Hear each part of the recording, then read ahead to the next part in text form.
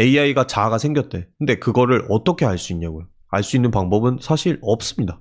왜 AI가 자아가 생겼는지 알 수 있는 방법이 없냐면, 과학의 발전이 인간의 죽음을 이겨내게 만들어준다면 기독교는 어떻게 될까요? 저는 과학의 발전이 인간이 죽음을 이겨내게 만들 수 없다고 생각합니다. 수명을 영원히 늘릴 수도 있겠죠? 영원히 수명을 늘렸다고 칩시다. 그렇다고 죽는 사람이 없을까요? 일단 사고로 죽을 수 있고요. 물리적으로 뇌가 망가질 수 있겠죠. 둘째로는 지구가 먼저 망할 수도 있고, 인간이 살 수 없는 환경으로. 아니면 너무 오래 살아서 권태에 자살을 할 수도 있고. 그래서 인간은 죽음을 극복하지 못합니다. 제가 생각했을 때. 아무리 과학이 발전해도. 지금도 수명을 다 채우고 사는 사람이 그렇게 많지 않잖아요. 여러 가지 이유 때문에. 근데 그 평균 수명이 10,000살이 됐다고 쳐봅시다. 진짜 10,000살까지 사는 사람이 몇 명이나 될 것 같아요. 그리고 저는 그런 식으로 수명이 영원해지는 게 훨씬 많은 문제들을 가져올 거라 생각합니다. 특이점이라는 거는 보통 인공지능이 사람의 지능을 넘어서는, 그리고 강인공지능의 출현을 보통 특이점이라고 말을 하잖아요. 그거와 수명이 영원해지는 거는 큰 상관은 없는 얘기인 것 같아요. 제가 이해하기론 그래요. 그 특이점은 온다에 레이 커즈와일이 얘기한 것 중에 그 뒤에는 다 부수적인 얘기들이고, 그 시작점은 그 강인공지능의 출현을 얘기하는 건데, 그 특이점이. 그렇다고 수명이 영원해지는가? 그리고 솔직히 말해서 뇌에 뭐 뉴럴링크처럼 심어서 뭐 공각기동대 마냥 산다, 엄밀한 의미에서 영생이라고 할 수 있을지 그냥 모르겠어요. 잘. 예를 들어서 내 몸에서 완전히 벗어나 있는 어떤 기억 이런 게 나라고 할 수 있을까? 근데 나에 대한 그 정의가 없잖아요. 내가 뭘까? 다 달라요, 사람들이. 생각이. 내가 뭐냐? 내 이전 기억의 총합이다. 그러니까 하나하나의 그런 정의들이 다 철학적인 문제가 있어요. 이제 장단점이 있고, 그렇게 정의를 딱 내렸을 때 들어올 수 있는 반론들이 있고, 그러다 보니까 나에 대한, 그리고 자아에 대한 규정이 안 됐는데 이렇게 너무 발전되는 게 저는 조금 우려스럽긴 해요. 무엇을 인간으로 만들어주는지 모르는 상태에서 인공지능이, 예를 들어 강인공지능이 된다. 그러면은 인간이랑 걔네를 구분할 수 있는 방법은 없어요. 왜냐면 인간의 정의가 안 돼 있으니까. 인간이 뭐냐? 무엇을 인간이라고 볼 수 있을까? 특히 유물론 내에서는 그거를 구분할 방법이 없다고 봐야 돼요.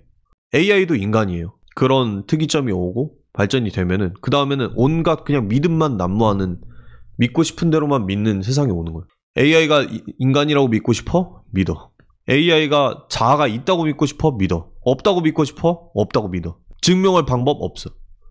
인간에게 대혼란이 올 거라 생각해요. 뭐 일자리 뺏기고 이런 거는 중요하긴 하지만 진짜 둘째 문제라 생각해요. 그런 생존에 관련된 건 저는 사람이 어떻게든 적응하고 살아남을 거라고 생각하거든요. 생존에 관련된 문제인 이상 다 죽는 그런 상태로 가진 않을 거예요. 근데 말했듯이 철학적 좀비냐? 철학적 좀비라는 거는 예를 들어서 생각을 하고 행동하는 것처럼 보이는데 실제로는 자아가 없는 존재를 철학적 좀비라고 그러죠. 근데 AI가 발전을 했대. AI가 자아가 생겼대. 근데 그거를 어떻게 알 수 있냐고요. 알 수 있는 방법은 사실 없습니다.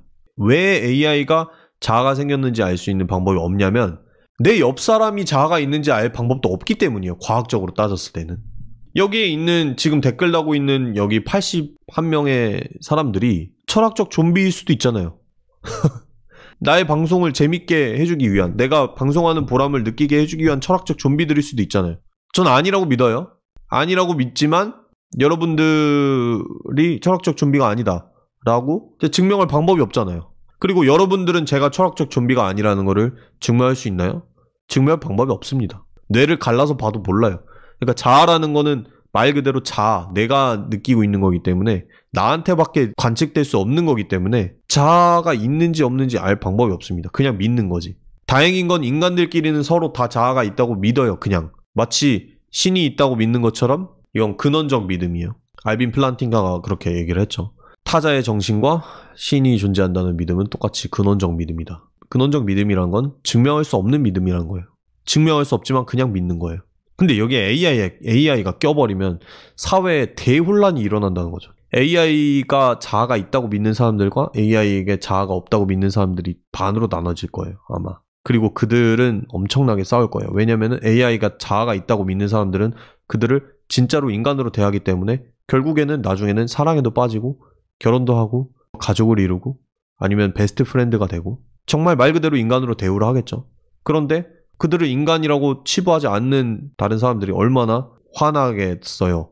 그러니까 자아를 모르기 때문에 자아가 있는 존재를 만드는 게 너무 섣부르다는 거죠. 가상 서버에다가 넣어놓고 영생을 한다.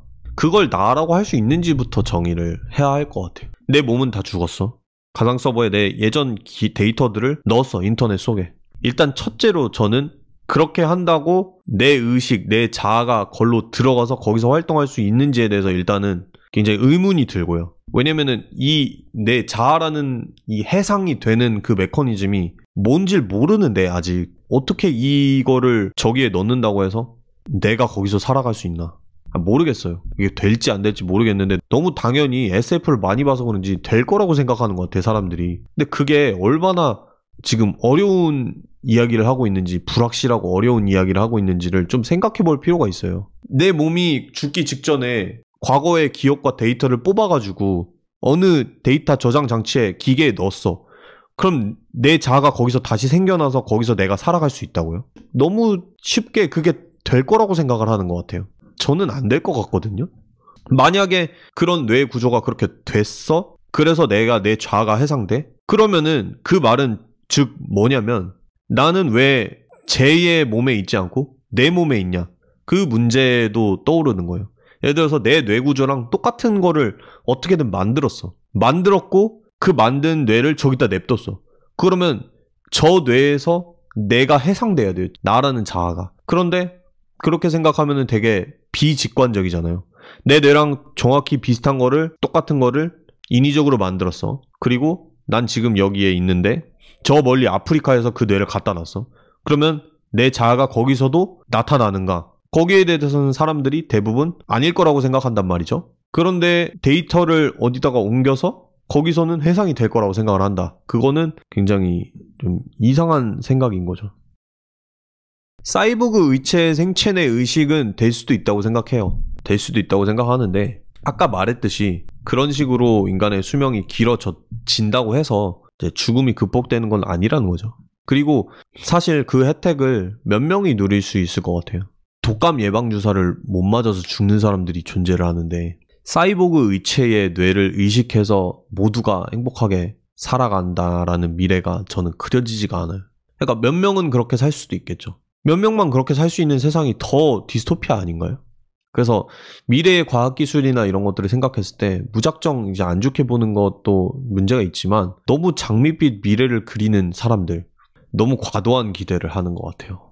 이 과학이 모든 것을 구원해주고 해줄 거라고. 핵물리학의 발전이 원자력 발전을 해줘서 우리를 구원해주기도 했지만 원자폭탄도 만들어서 우리를 파멸시키기도 했잖아요. 그런 것처럼 과학은 이제 가치 판단을 할 수 없기 때문에 결국 그것을 사용하는 인간들이 가치 판단을 제대로 못하는 존재라고 생각하기 때문에 결국에는 과학으로 인한 장밋빛 미래가 온다? 거기에 엄청 회의적입니다.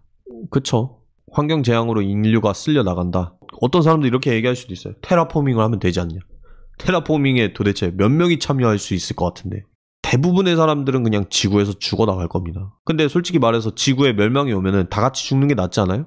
돈 엄청 많은 부자들만 화성에 가서 이주해서 성공적으로 살아남고 우리는 다 죽어야 돼, 여기서. 그게 더 디스토피아 아니에요, 그게? 그래서 아무튼 이 질문의 시작 자체가 그렇게 되면 기독교는 어떻게 될까요? 였잖아요. 그렇게 되면 기독교는 어떻게 될까요? 기독교는 굳건할 겁니다, 여전히. 왜?